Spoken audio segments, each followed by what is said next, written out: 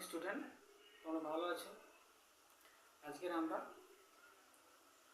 দশম শ্রেণীর আলো চ্যাপ্টারটা নিয়ে আলোচনা করব। আচ্ছা, আলো আলো একটা শক্তি যা কোনো বস্তুর উপর যদি পড়ে এবং সেখান থেকে প্রতিফলিত হয়ে যদি আমাদের চোখে আসে, আমরা বস্তুটাকে দেখতে পাবো। সেই জন্য আমরা দিনের বেলা সব কিছু দেখছি, কিন্তু রাতের বেলা আলো না থাকার জন্য কোনো কিছুই আমরা রাতের অন্ধকারে দেখতে পাচ্ছি না।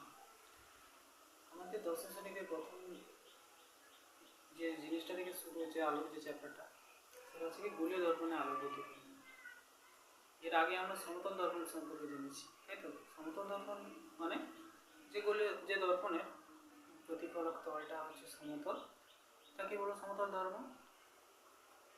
গোলীয় দর্পণ কাকে বলছি না, যদি সেই প্রতিফলক তলটা মানে কোনো গোলকের অংশ হয়, তাকে আমরা গোলীয় দর্পণ বলবো। যেমন যদি আমরা ফুটবলের কথা কল্পনা করি, ফুটবলের বাইরের তলটা যদি প্রতিফলক তল হিসেবে ব্যবহৃত হয় বা কাজ করে, তখন আমরা বলবো যে এটা উত্তল দর্পণ হিসেবে কাজ হচ্ছে। আর যদি বলটাকে কেটে ভিতরে যে তলটা, সেটা যদি প্রতিফলক তল হিসেবে কাজ করে, তখন আমরা বলবো যে এটা অবতল দর্পণ। তাহলে আমরা জানছি কি না, গোলীয় দর্পণ। হ্যাঁ, এই গোলীয় দর্পণ দুটো ভাগে ভাগ হচ্ছে, একটা হচ্ছে উত্তল দর্পণ আর একটা হচ্ছে অবতল দর্পণ। এটার সম্পর্কে আমরা ভালোভাবে জানতে পারবো। তোমরা তো সবাই বাড়িতে চামচ দেখেছো, চামচের দুটো পৃষ্ঠ, একটা বাইরের পৃষ্ঠ, ভিতরের পৃষ্ঠ। আমরা যদি আমাদের মুখের কাছে চামচের বাইরের পৃষ্ঠটা আনি, তখন যে প্রতিবিম্বটার সাইজটা বা আকারটা যেরকম হবে, তার ভিতরের তল দ্বারা গঠিত আমাদের মুখের প্রতিবিম্বের আকারের মধ্যে পার্থক্য আছে। কি না, চামচের ভিতরের ভিতরের তল দিয়ে আমাদের মুখে যে প্রতিবিম্বটা গঠিত হয়েছে সেটা আকারে বড়, কিন্তু বাইরেরটা ছোট। এখানে চামচের বাইরের যে তলটা, সেটা এখানে উত্তল দর্পণ হিসেবে কাজ করছে, আর ভিতরেরটা অবতল দর্পণ হিসেবে। এই থেকে আমরা জানতে পারছি যে উত্তল দর্পণের দ্বারা গঠিত প্রতিবিম্বের আকার সবসময় ছোট হচ্ছে।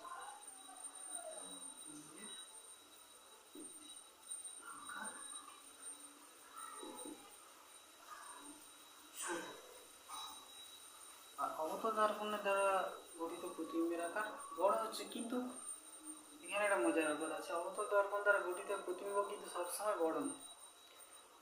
দর্পণের কাছাকাছি এলে বড় দেখাচ্ছে। হ্যাঁ, কখন বড় কখন সমান ছোট, এটা এই চ্যাপ্টারে আমাদের বিষয়ে আছে, একটু পরে জানতে পারবো কখন কিরকম হচ্ছে। কিন্তু উত্তল দর্পণ দ্বারা গঠিত প্রতিবিম্ব আকার সবসময়ের জন্যই ছোট হবে। তার হচ্ছে খুব কাছে থাকলে প্রতিবিম্বের আকার ছোট, প্রতিবিম্বের আকার বড় হচ্ছে। বড় কখন না, দর্পণের কাছে হলে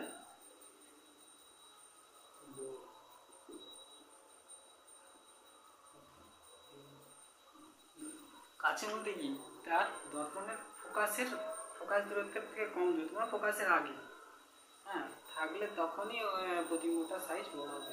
ফোকাসটা কি, এগুলো জানতে হবে।